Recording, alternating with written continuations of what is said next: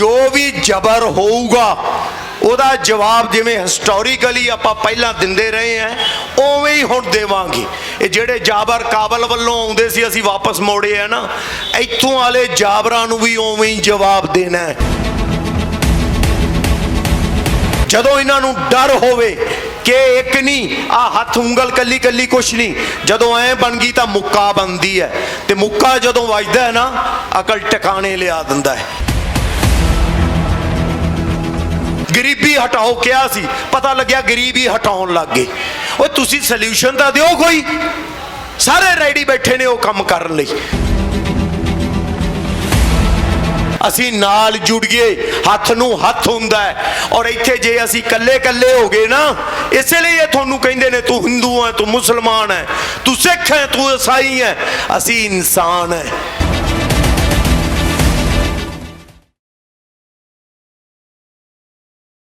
मैं एक गल जरूर कहना चाहूँगा, साढ़े दो तीन सज्जना ने कही पहला कि कलाकार फलां, असल च इत्थे कोई कलाकार नहीं, कोई वकील नहीं, कोई जज नहीं, कोई कुछ नहीं, सारे किसान आ। सारे किसान ही जम्मे सी, कलाकार तो असीं बाद च बने आ। और इस देश नूं इक्को चीज़ इकट्ठे कर सकदी सी जां साडे प्रदेश नूं, वो सीगी किसानी। क्योंकि किसान सारे ने, चाहे वो खुद होण जां उन्हां दी कोई अंगली संगली होवे, प्यो दादा होवे जां कोई रिश्तेदार होवे, किसानी नाल वो जुड़िया होया है। इसे लई सिर्फ असी आ बैठे हुए लोगों का अंदाज़ा ना लाइए, दुनिया दे विच हर थां ते बैठा होया बंदा थोड़े नाल जुड़िया है। एक गल दा एहसास करियो जे, आपदी ताकत दा एहसास।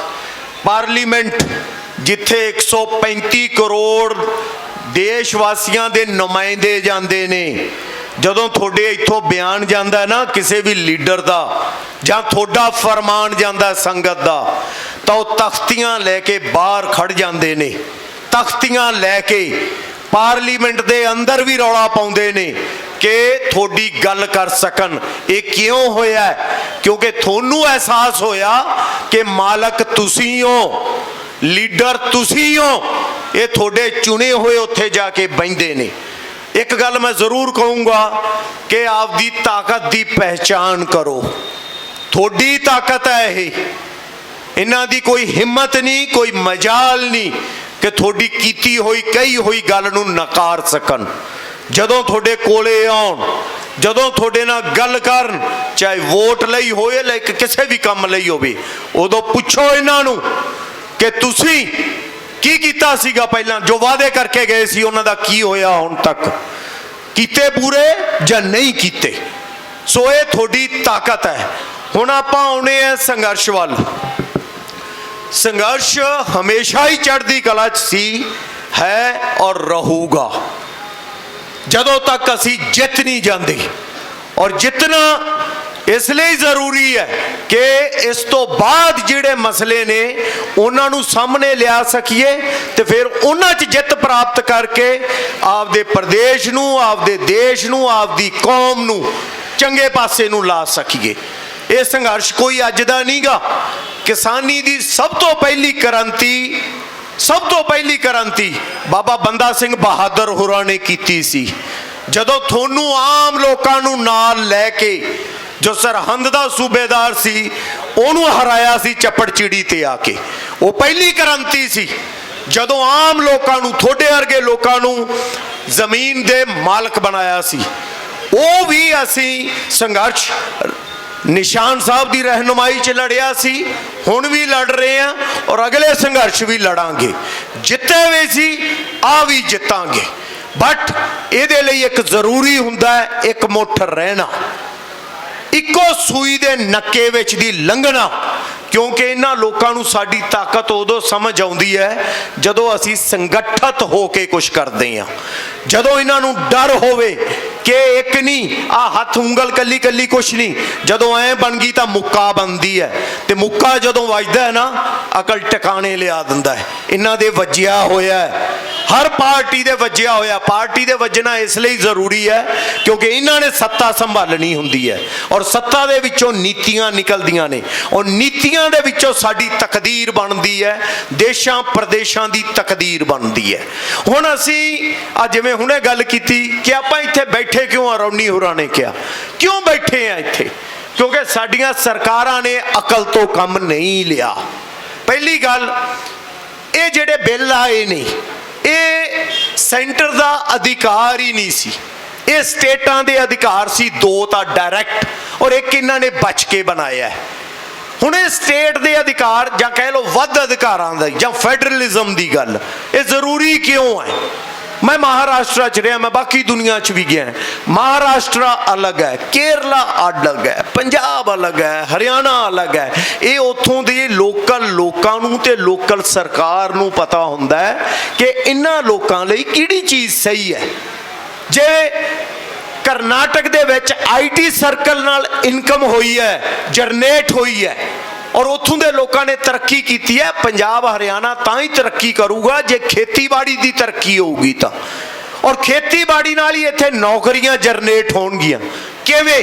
घर घर दे विच नौकरी है, सिर्फ किले दे हिसाब नाल इनकम वधनी चाहिदी है, खर्चे घटने चाहिए ने। वो चीज़ कौन समझूगा? वो कोई गुजरात तो आके या केरला तो आके नहीं समझूगा, वो थोड़े चो जदों कोई गल करूगा फिर समझूगा। इसे लई एग्रीकल्चर जिहड़ा हैगा वो स्टेट का अधिकार है, राज्य का अधिकार है, जिन्हों सेंटर आपदे हत्थ च लैन नूं फिरदा है। असीं वो लैन नहीं देनागा।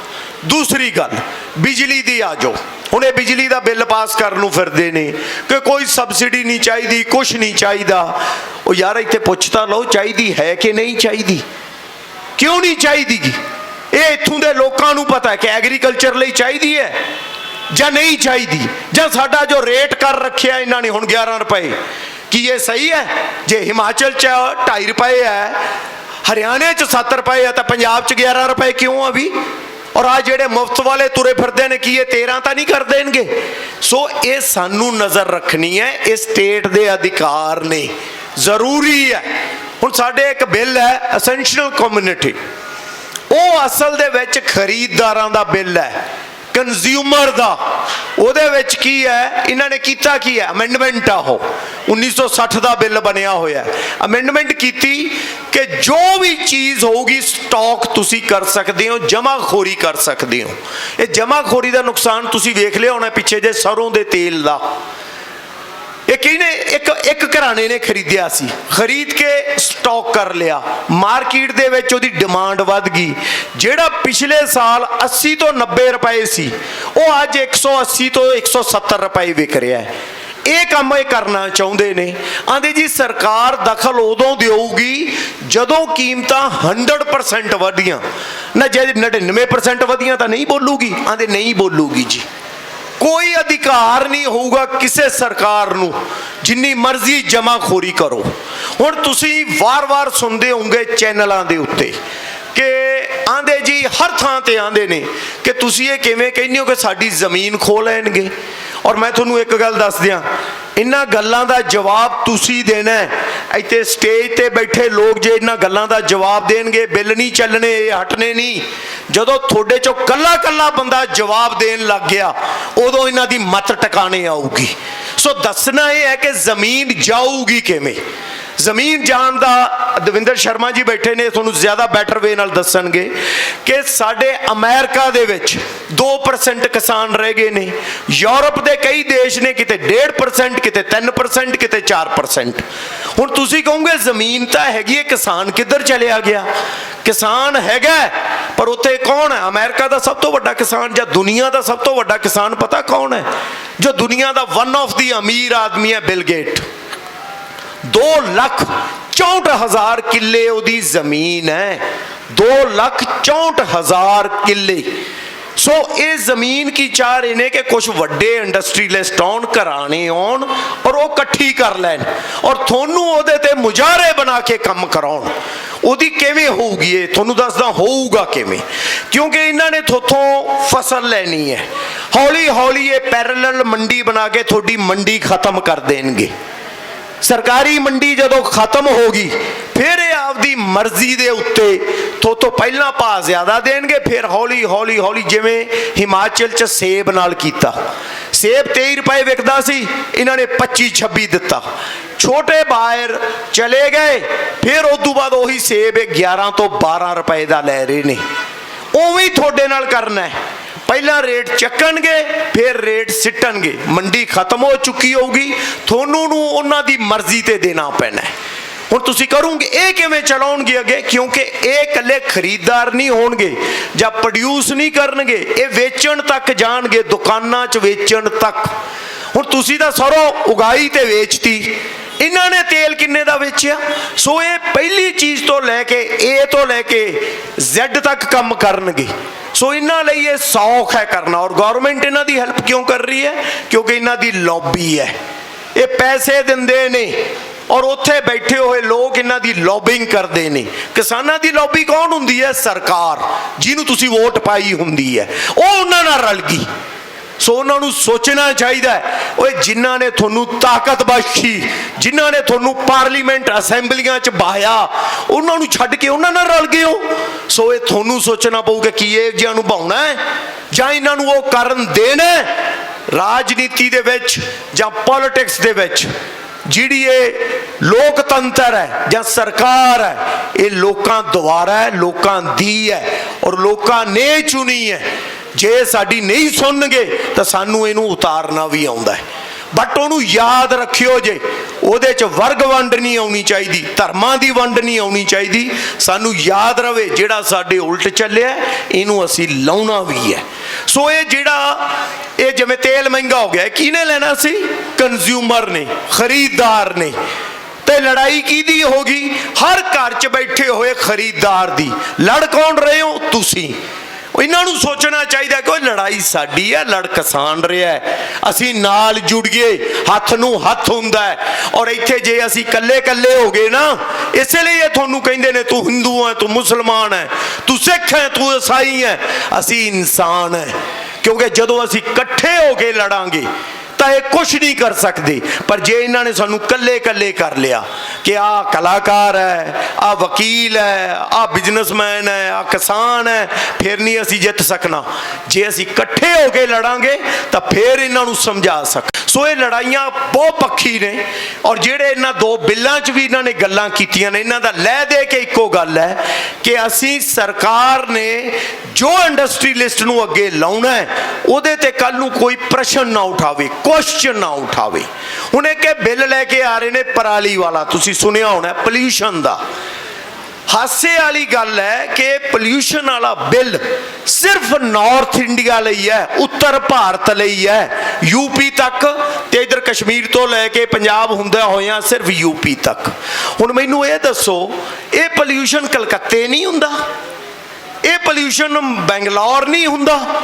ये मुंबई नहीं हुंदा? हैदराबाद नहीं हुंदागा? हुंदा है ना? तो फिर कल्ले इत्थों लई क्यों है? इहदे बारे की थॉट है इन्हां दा?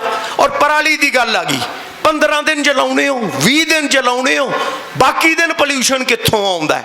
और मैनूं एक होर गल दी समझ नहीं आउंदी कि पोल्यूशन चंडीगढ़ नहीं आउंदा, करनाल नहीं आउंदा, ये उत्तों उत्तों दी दिल्ली पहुंच जांदा, जिवें लीडर पहुंच जांदे ने। ये किवें पहुंच जांदा है?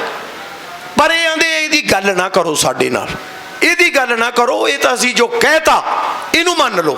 एक बिल लियाउण दा तरीका हुंदा है, वो तरीका समझियो जे की हुंदा है। ये मैं तुहानूं इसलिए गल्लां तुहाडे नाल डिस्कस कर रहा कि जद कोई भी दुनिया दा बंदा जां मीडिया आके तोतों पुछे तां तुसीं उहनूं जवाब दे सको कि आ मसला होए तां असीं इत्थे बैठे हां, तां असीं आने सातों साडियां ज़मीनां खोलूंगे। तुसीं ये गल्लां दा तुसीं जवाब दे सको चंगी तरह नाल। ये गल्लां बोलणियां इसलिए जरूरी ने। सो समझो जे आपकी ताकत नूं। हुण जिवें आपां गल कर रहे से पराली वाले बिल दी, जिहड़ा ये लैके आ रहे ने कि पोल्यूशन इत्थे हो रहा है।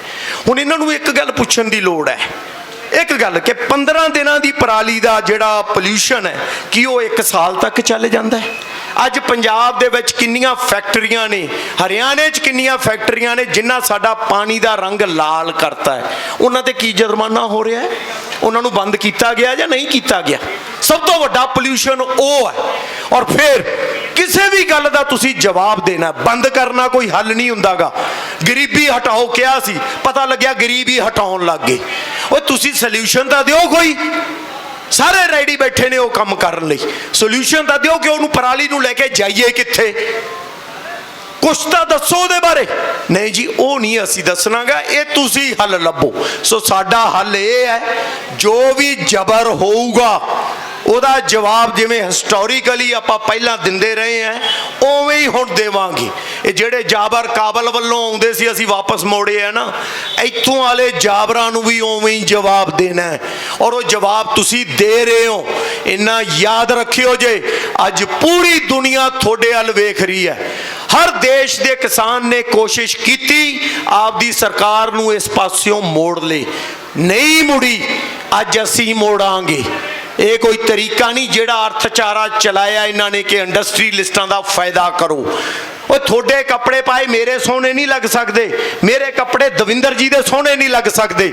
ਉਹ ਉਹਨਾਂ ਦੇ ਬਣਾਏ ਬਿੱਲ ਨੇ ਜਿਹੜੇ ਤੁਸੀਂ ਸਾਡੇ ਤੇ ਲਾਗੂ ਕਰਨ ਨੂੰ ਫਿਰਦੇ ਹੋ। ਆਪਾਂ ਇਹ ਨਹੀਂ ਕਰਨ ਦੇਣੇ। ਔਰ ਇਕੱਲੇ ਇਹੀ ਨਹੀਂ, ਮੈਂ ਅੱਜ ਸਾਰੀਆਂ ਧਿਰਾਂ ਨੂੰ ਇੱਕ ਕਹੂੰਗਾ ਕਿ ਜਿੰਨੀਆਂ ਧਿਰਾਂ ਇਸ ਮੋਰਚੇ ਦੇ ਵਿੱਚ ਨੇ, ਸੰਘਰਸ਼ ਲੜ ਰਹੀਆਂ ਨੇ, ਜੇ ਅਸੀਂ ਇਹ ਜਿੱਤਿਆ ਸਾਰਿਆਂ ਦੀ ਇੱਜ਼ਤ ਵਧੂਗੀ। ਸੋ ਪਲੀਜ਼ ਜੁੜ ਕੇ ਲੜਨਾ ਔਰ ਜਿੱਤਣਾ।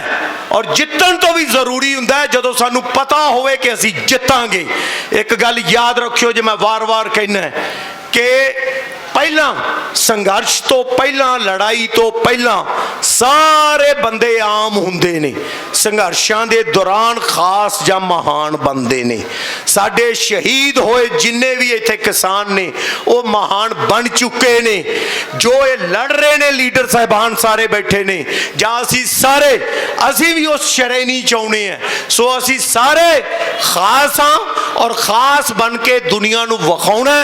ਦੁਨੀਆ ਕਦੇ ਕਦੇ ਪਿੱਛੇ ਲੱਗਦੀ ਹੈ, ਸਾਨੂੰ ਲਾਉਣ ਦਾ ਮੌਕਾ ਮਿਲਿਆ ਔਰ ਅਸੀਂ ਲਾਵਾਂਗੇ। ਇੱਥੇ ਬੈਠ ਕੇ ਮੁੱਠੀਆਂ ਮੀਚ ਕੇ ਤੇ ਬਾਹਾਂ ਉਲਾਰ ਕੇ ਦੋ ਨਾਰਿਆਂ ਦਾ ਜਵਾਬ ਦਿਓ ਜੇ, ਤਾਂ ਜੋ ਇਹ ਦਿੱਲੀ ਬੈਠੇ ਹੋਏ ਲੋਕਾਂ ਨੂੰ ਇਹ ਸੁਣੇ ਕਿ ਲੋਕ ਇਹ ਕਿਰਤੀ ਇਕੱਠੇ ਹੋ ਗਏ ਨੇ, ਹੁਣ ਇਹਨਾਂ ਦੀ ਗੱਲ ਮੰਨਣੀ ਪੈਣੀ ਹੈ। ਭਰ ਕੇ ਜਵਾਬ ਦਿਓ ਜੇ, ਬੋਲੇ ਸੋ ਨਿਹਾਲ। किसान मजदूर एकता, इनकलाब। वाहिगुरु जी का खालसा, वाहिगुरु जी की फतेह।